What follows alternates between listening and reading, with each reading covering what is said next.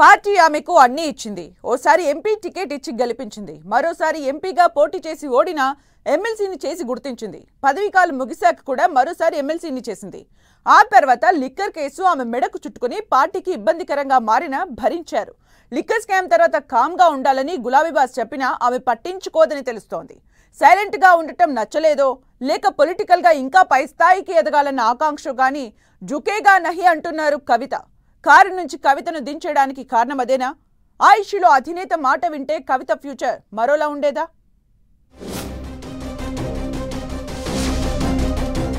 కవితను కారు దించేసింది ఆ ఒక్క కారణం వల్లేనా?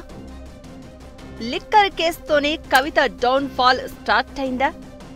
సార్ సైలెంట్ గా ఉండాలన్నా కవిత ఎందుకు వినలేదు? కేసీఆర్ మాటను కాదని కవిత పొలిటికల్ గేమ్ మొదలు పెట్టారా? కుటుంబానికి పార్టీకి ఎందుకు ఇబ్బందికరంగా మారారు? 3 నెలల సస్పెన్స్ వీడింది. 3 రోజులు అయిపోయింది కూడా. అంతా ఊహించినట్టే జరిగింది. ఎట్టకేలకు కవితను కారు దించేశారు.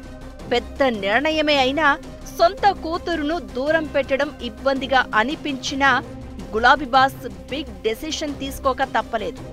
కవితపై సస్పెన్షన్ వేటు వేసి గులాబీ వనం నుంచి దూరం పెట్టేశారు.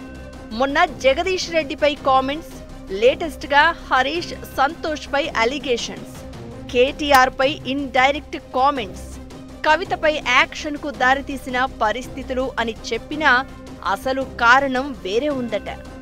కవితను పార్టీ నుంచి పంపించేయడానికి ప్రధాన కారణం లిక్కర్ స్కామ్ కేసే అని BRS inside talk. Liquor scam కేసులో కవిత పేరు బయటికి వచ్చినప్పుడు కేసీఆర్ నమ్మలేకపోయారని గులాబీ పార్టీ నేతలు గుర్తు చేస్తున్నారు. తన కూతురు పేరు లిక్కర్ స్కామ్ కేసులో వినిపించడంతో కేసీఆర్ చాలా హర్ట్ అయ్యారని, తీవ్ర మనోవేదనకు గురయ్యారని అంటున్నారు. తన కూతురు, అందులోనూ ఆడపిల్ల, ఇలా లిక్కర్ కేసులో ఇరుక్కోవడమేంటని కేసీఆర్ చాలా ఫీల్ అవడంతో పాటు తీవ్రంగా బాధపడ్డారని పార్టీ నేతలు చెప్పుకుంటున్నారు. ఆమె అరెస్ట్ అయినప్పుడు కేసీఆర్ తీవ్రంగా కలత చెందినట్లుగా కూడా నేతలు చర్చించుకుంటున్నారు. కవిత తీహార్ జైలులో ఉన్నప్పుడు కూడా గులాబీబాస్ తీవ్ర మనోవేదనకు గురయ్యారని, జైలులో కవితతో ములాఖత్ అయ్యేందుకు కూడా కేసీఆర్ సాహసం చేయలేకపోయారట. కూతురుని జైలులో అలా చూసి తట్టుకోలేక కవిత జైలులో ఉన్నప్పుడు కేసీఆర్ కలవలేదని అంటున్నారు. ఆమెపై ఉన్న అభియోగాలు, కేసులు అన్నీ పరిశీలించి న్యాయ నిపుణులతో చర్చించి బెయిల్ వచ్చాకే రిలీఫ్ అయ్యారు గులాబీబాస్. తన రాజకీయ జీవితంలో తెలంగాణ ఉద్యమంలో 10 ఏళ్ల అధికారంలో ఎక్కడా ఏ మచ్చ లేకుండా నిఖార్సైన మనిషిగా బతికిన కేసీఆర్ తన కన్నబిడ్డ కవిత లిక్కర్ కేసులో ఇరుక్కోవడంపై తీవ్రంగా బాధపడ్డారట.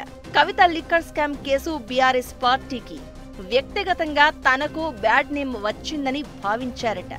ప్రజల్లో బీఆర్ఎస్ పై నెగిటివిటీ క్రియేట్ కావడానికి లిక్కర్ కేసు కూడా ఓ కారణమని గ్రహించిన గులాబీబాస్ కవిత జైలు నుంచి వచ్చాక ఆమెతో ప్రత్యేకంగా మాట్లాడారట. కొన్నాళ్ల పాటు పొలిటికల్ గా సైలెంట్ గా ఉండమని కవితకు చెప్పారట కేసీఆర్.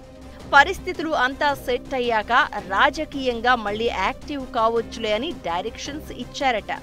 అయితే తండ్రి కేసీఆర్ చెప్పిన మాటలను కొన్ని రోజులు పాటించి మౌనంగా ఉన్న కవిత మళ్లీ తన పొలిటికల్ యాక్టివిటీని మొదలుపెట్టి హడావిడి చేయడం స్టార్ట్ చేశారట. అందులోనూ బీఆర్ఎస్ పార్టీ లైన్కు భిన్నంగా జాగృతి పేరుతో కార్యక్రమాలు నిర్వహిస్తూ పార్టీకి ఇబ్బందికరంగా వ్యవహరిస్తూ ఉండడంతో కవితను కేసీఆర్ పలుమార్లు హెచ్చరించినట్లు తెలంగాణ భవన్ వర్గాల సమాచారం. దీంతో ఆమె సైలెంట్ గా ఉండలేక పార్టీపై, పార్టీలోని నేతలపై విమర్శలు చేసి సస్పెన్షన్ దాకా తెచ్చుకున్నారని తెలుస్తోంది. ఇక మాజీ మంత్రి హరీష్ సంతోష్ పై అవినీతి ఆరోపణలు చేసిన కవిత పరోక్షంగా కేసీఆర్ ను కూడా ఇరకాటంలో పడేసిన పరిస్థితి. దీంతో ఇంకా ఆలస్యం చేస్తే కుటుంబానికి, పార్టీకి నష్టం తప్పదని భావించిన అధినేత కవితపై సస్పెన్షన్ వేటు వేసినట్లు చెప్తున్నారు. పార్టీలో నుంచి కవితను పంపించేయడానికి 5-6 ప్రధాన కారణాలు ఉన్నా ఆమె మాత్రం హరీష్ రావు, సంతోష్ రావుపై బాణాలు ఎక్కుపెట్టడం చర్చనీయాంశంగా మారింది.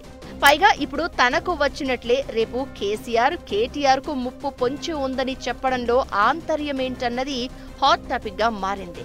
అసలు కవిత హరీష్ రావు పేరు ఎందుకు చెప్పారు అన్నది అర్థం కావడం లేదంటున్నారు బీఆర్ఎస్ లీడర్లు.